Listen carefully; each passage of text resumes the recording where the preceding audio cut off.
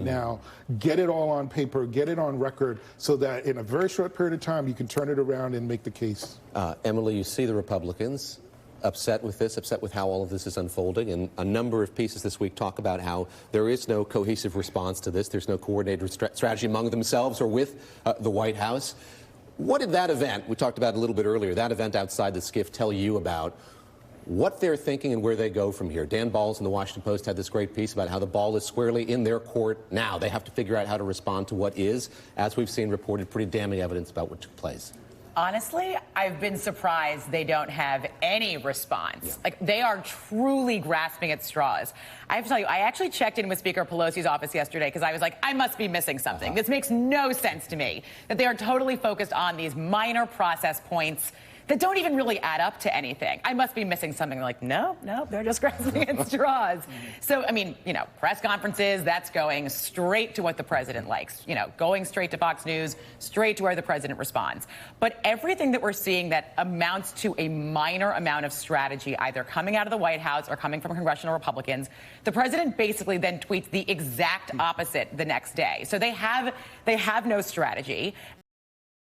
And no Republican on the Hill has been able to answer any reporter in the very simple question going to the underline of the impeachment inquiry, which is, do you believe it is improper for foreign governments to interfere in American politics and elections? Nobody can answer that simple question, which feels like would have been the clearest response for them. Washington Post editorial page, Michael, looking at how Democrats are not reaching out to Republicans in all of this.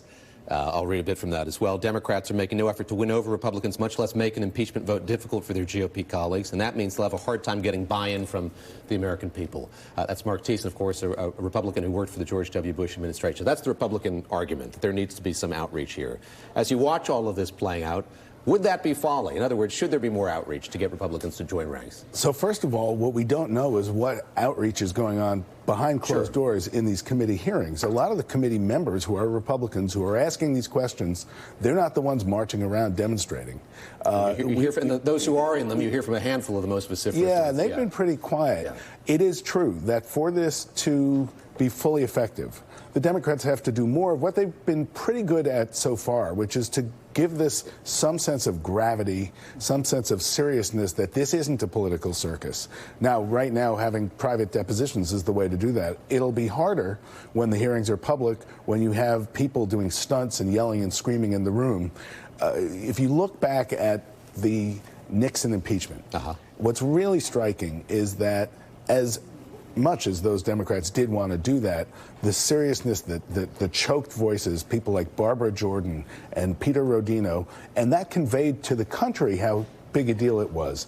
So I think the next phase for the Democrats is to find a way to kind of be the serious people while everyone is like going nuts around them. And that's why the timing is so important, because we've seen the American people become more and more favor of impeachment, but if that number plateaus, then there's a very finite amount of time for the Democrats to actually make their case before some of the Republican talking points start to sink in a little bit more, and certainly before we get much deeper into the presidential cycle. So again, with all the flurry of activity, it's trying to get the American public focused on what they're doing at a very critical point in time before they start losing support for the process. Putting up just the most recent polling that we have here, NBC News Survey Monkey poll, 49% of all voters think President Trump should be impeached and removed from office. 89% of Democrats think that as well.